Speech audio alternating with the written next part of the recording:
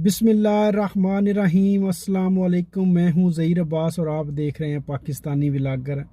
आज सुबह जब मैं उठा और फेसबुक पर पढ़ा कि फैज़ान भाई का बेटा फ़ौत हो गया है, इन्ना लिल्लाहि व इन्ना इलैहि राजिऊन, तो पढ़कर बड़ा ही अफसोस हुआ। फैज़ान भाई से मेरी मुलाकात पाकिस्तान में जो इम्तियाज़ के साथ हुई थी। इंतहाई शरीफ उल नफ्स इंसान है और अल्लाह पाक उनको सब्र जमील अता फरमाए। यकीन जाने औलाद का गम जो है ना, ये बहुत मुश्किल टाइम होता है। अल्लाह पाक सब्र अता फरमाए उनको। माँ बाप का बिछड़ जाना या औलाद का बिछड़ जाना, ये एक बहुत गम वाली कैफियत होती है। तो सब्र ही करना चाहिए। हम सब ने, इंसानों ने अल्लाह पाक की तरफ ही वापस जाना है, तो इसके अलावा कोई रास्ता है नहीं। सब्र ही करना चाहिए। अल्लाह ताला इनको भी सब्र अता फरमाए और यकीनन ये एक बड़े दुख की बात है। हज़रत अबू तला अंसारी की काफ़ी एज थी और उनका एक बेटा था। एक टाइम वो मुल्क शाम में थे और उनका बेटा जो है ना, वो मदीना में था, वो बीमार हो गया।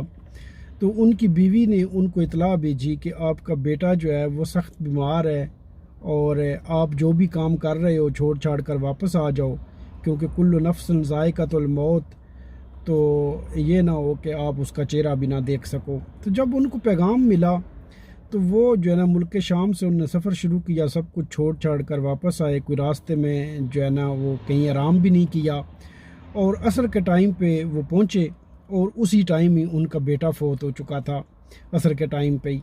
लेकिन जब वो घर आए तो उनकी बीवी जो है ना, वो बड़ी समझदार थी और बड़ी सब्र करने वाली थी। उसने बेटे को लटा कर उसके ऊपर कपड़ा डाल दिया और उनको बताया नहीं कि उनका बेटा फ़ौत हो गया है। तो उन्होंने आते ही जो है ना, वो आकर पूछा कि बेटे की हालत कैसी है। तो उन्होंने कहा कि अल्लाह का शुक्र है, अब उसकी सांस ठहर गई है और आराम कर रहा है, सो रहा है। तो वो भी थोड़ा सुकून में हो गए और खाना वगैरह खाया, थके हुए थे, थोड़ी देर आराम किया। तो बाद में उनकी बीवी ने उनसे पूछा कि आप एक मुझे बात बताएं कि हमारे पास जो भी किसी की अमानत हो, तो क्या हमें उसके, जब वो अमानत जिसकी हो वो वापस मांगे, तो क्या हमें अमानत वापस दे देनी चाहिए। तो उनने कहा कि यकीनन हमें अमानत वापस देनी चाहिए, वरना तो ये जो है ना, एक बहुत ही बड़े जुल्म की बात है। तो फिर उन्होंने बताया कि अल्लाह पाक ने जो आपको बेटा अता किया था, वो अल्लाह पाक ने वापस ले लिया है। तो उन्होंने कहा कि तुमने मुझे जो है ना, वो पहले क्यों नहीं बताया। तो उन्होंने कहा कि आप जो है वो इतने लंबे सफ़र से आए थे, थके हुए थे, तो मुझे ये डर था कि आपको ये ज़्यादा गम होगा और आप खाना भी नहीं खाएंगे और थके हुए भी बहुत हैं, तो इसलिए मैंने जो है ना, ये नहीं बताया। तो उन्होंने अल्लाह पाक का शुक्र अदा किया और कि इतनी उनको अच्छी बीवी अता की है अल्लाह पाक ने, सब्र करने वाली, क्योंकि वो भी उस बेटे की माँ ही थी। तो अल्लाह पाक का उन्होंने शुक्र अदा किया। कुछ दिनों के बाद जो है ना, वो हज़ूर सल्लल्लाहु अलैहि वसल्लम की खिदमत में हाज़िर हुए। तो हज़ूर सल्लल्लाहु अलैहि वसल्लम ने उनको कहा कि आपकी और आपके बीवी की जो बातें हो रही थी, अल्लाह पाक उससे बड़ा खुश हुआ है और अल्लाह पाक उसका नेमुल बदल आपको अता करेंगे। तो वो भी बड़े हैरान हुए कि ये बातें तो हमारी प्राइवेट हुई थी, तो हज़ूर सल्लल्लाहु अलैहि वसल्लम को कैसे पता चल गया। सही मुस्लिम की एक हदीस है जिसका मफ़हूम कुछ इस तरह से है कि जो भी औलाद जो है ना, किसी भी इंसान का कोई बच्चा फ़ौत हो जाता है, जो भी बालग नहीं होता है, छोटी उम्र में फ़ौत हो जाता है, तो वो क़यामत वाले दिन जो है, वो अपने वालिदैन की उंगली को पकड़कर ज़बरदस्ती उनको जन्नत में लेकर जाएगा। जब तक वो जन्नत में नहीं जाएंगे, वो जन्नत में दाखिल नहीं होगा। क्योंकि जो भी मुसलमान हैं, जो भी मोमिन हैं, जिनके बच्चे फ़ौत होते हैं, तो वो अल्लाह पाक जो है ना, वो उनको जन्नत में ले जाती हैं। बाकियों भी जिनके बच्चे फ़ौत होते हैं तो वो जन्नत में ले जाते हैं, लेकिन जो बंदा तौहीद पे मरता है, उसका जो बच्चा छोटी उम्र में फ़ौत हो जाता है। और इसके बारे में एक और भी हदीस है कि जो है ना, अगर किसी का एक बच्चा फ़ौत हो जाता है या दो फ़ौत हो जाते हैं या तीन फ़ौत हो जाती हैं, तो वो बच्चे उसकी बख्शिश का सबब बनते हैं।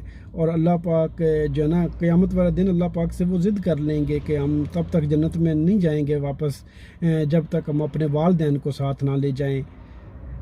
तो इस पे सब्र करना चाहिए और सब्र करने वालों के लिए अल्लाह पाक ने अजर रखा हुआ है। एक और वाक़या है کہ ایک بندہ تھا، وہ حضور صلی اللہ علیہ وسلم کی خدمت میں حاضر ہوتا تھا جب محفل لگتی تھی، حضور صلی اللہ علیہ وسلم ان کو کچھ باتیں بتاتے تھے، تو وہ ایک بندہ اپنے بیٹے کے ساتھ جو ہے وہ مسجد میں آیا کرتا تھا۔ ایک دن حضور صلی اللہ علیہ وسلم نے اس سے پوچھا کہ تمہیں اس بیٹے سے کتنا پیار ہے؟ تو اس نے کہا کہ مجھے اس اپنے بیٹے سے اتنا پیار ہے کہ میری دعا ہے کہ اللہ پاک آپ سے بھی اتنا ہی پیار کرے۔ تو کچھ ٹائم گزر گیا اور اس کے بعد وہ بندہ جو ہے مسجد میں آنا اس نے بند کر دیا۔ تو ایک دن حضور صلی اللہ علیہ وسلم نے پوچھا کہ وہ شخص جو ادھر آتا تھا اپنے بیٹے کے ساتھ، وہ کدھر ہے؟ وہ آج کل نظر نہیں آ رہا ہے۔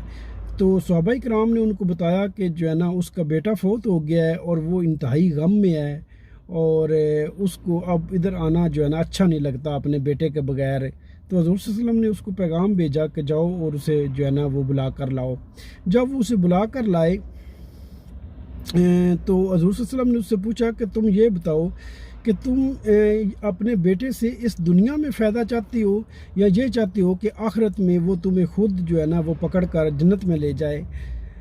تو اس نے کہا کہ میں تو یہی چاہتا ہوں کہ وہ مجھے جو ہے نا وہ آخرت میں فائدہ دے اور جنت میں لے جائے۔ تو حضور صلی اللہ علیہ وسلم نے اس کو فرمایا کہ پھر صبر کرو، انشاءاللہ اللہ پاک نے چاہا تو ایسا ہی ہوگا، اور صبر کرو گے تو انشاءاللہ ایسا ہی ہوگا۔ تو دوسرے صحابہ کرام جو تھے انہوں نے پھر حضور صلی اللہ علیہ وسلم سے پوچھا کہ حضور صلی اللہ علیہ وسلم یہ جو آپ نے بتایا ہے کہ اس کا بیٹا اس کو پکڑ کر جنت میں لے جائے گا، تو کیا یہ صرف اس ایک بندے کے لیے ہی ہے یا باقی بھی مسلمانوں کے لیے ہے؟ تو حضور صلی اللہ علیہ وسلم نے فرمایا کہ نہیں، یہ صرف اس ایک کے لیے نہیں ہے، باقی سب مسلمانوں کے لیے ہے۔ جو بھی صبر کرے گا، اللہ تعالیٰ کی رضا میں راضی رہے گا، تو ان سب کے لیے ایسے ہی ہے۔ تو میری اللہ پاک سے دعا ہے کہ اللہ پاک فیضان بھائی اور اس کی فیملی کو صبر جمیل عطا فرمائے۔ بس صبر ہی ہم کر سکتے ہیں اور صبر ہی کرنا چاہیے۔ اپنی دعاؤں میں یاد رکھیں۔ اللہ پاک آپ سب کو خوش رکھے۔ اللہ حافظ۔